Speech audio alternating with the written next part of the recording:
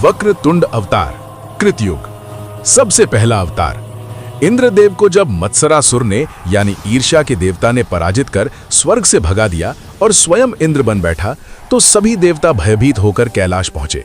भगवान शिव ने गणेश जी से प्रार्थना की।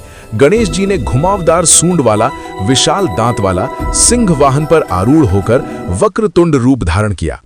उनका रंग सुनहरा था, 10 भुजाएं थीं और हाथों में विभिन्न आयुध थे। मत्सरासुर ने लाखों राक्षसों के साथ युद्ध के बाद भी गणेश जी के सामने घुटने टेक दिए। वक्रतुंड जी ने उसे क्षमा कर दिया और कहा, अब से तुम मेरे गण बनोगे। इस प्रकार ईर्ष्या का नाश हुआ और स्वर्ग लौटा। दूसरा, एक दंत अवतार, त्रेता युग की शुरुआत। इस युग में मदासुर यानी अहंकार का देवता ने तीनों लोकों में हाहाकार मचा रखा था। वो इतना घमंडी था कि उसने स्वयं को परब्रह्म घोषित कर दिया। गणेश जी ने नीले रंग का एक दंत रूप धारण किया। एक ही दांत था, 4 भुजाएं थीं, वाहन मूषक था। हाथों में परशु, अंकुश, पाश और मोदक पात्र थे। युद्ध में एक दंत जी ने मदासुर के समस्त अस्त्र शस्त्र नष्ट कर दिए।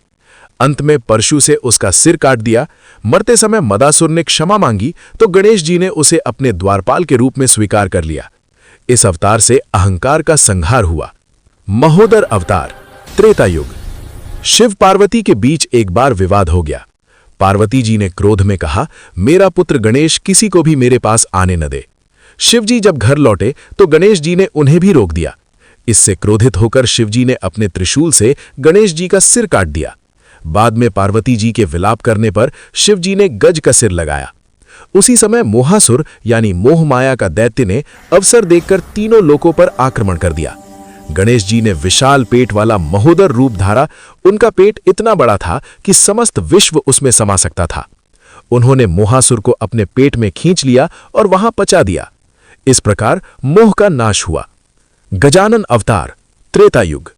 लोभासुर यानी लोभ का देवता कुबेर का पुत्र था। उसने तपस्या करके ब्रह्मा जी से वर अमरता मांग ली और तीनों लोकों पर कब्जा कर लिया। सारी संपत्ति, धन धान्य सब उसके पास था। गणेश जी ने लाल रंग का गजानन यानी हाथी मुख वाला रूप लिया। वाहन फिर मूषक, 10 भुजाएं, हाथों में विभिन्न आयुध। युद्ध के बाद जब लोभासुर हारने लगा तो उसने सारी संपत्ति लौटाने का वचन दिया। गणेश जी ने उसे क्षमा कर दिया और कहा, अब से तुम मेरे खजांची बनो। आज भी गणेश जी के साथ जो 2 रत्नों की थैलियां दिखाई जाती हैं, वे लोभासुर की ही हैं। 5. लंबोदर अवतार, द्वापर युग। क्रोधासुर इतना क्रोधी था कि उसने सूर्य, चंद्र सबको बंदी बना लिया था। चारों ओर अंधेरा छा गया। गणेश जी ने अत्यंत विशाल उदर वाला लंबोदर रूप लिया। उनका पेट इतना बड़ा था कि देखने वाले डर जाते थे। रंग सूर्य के समान लाल, वाहन मूषक। उन्होंने क्रोधासुर को एक ही ग्रास में निगल लिया। क्रोधासुर उनके पेट में चिल्लाता रहा, मुझे बाहर निकालो। लंबोदर जी ने कहा, जब तक तुम्हारा क्रोध शांत नहीं होगा तब तक यहीं रहोगे। बहुत समय बाद क्रोधासुर शांत हुआ और गणेश जी का भक्त बन गया। 6. विकट अवतार, द्वापर युग।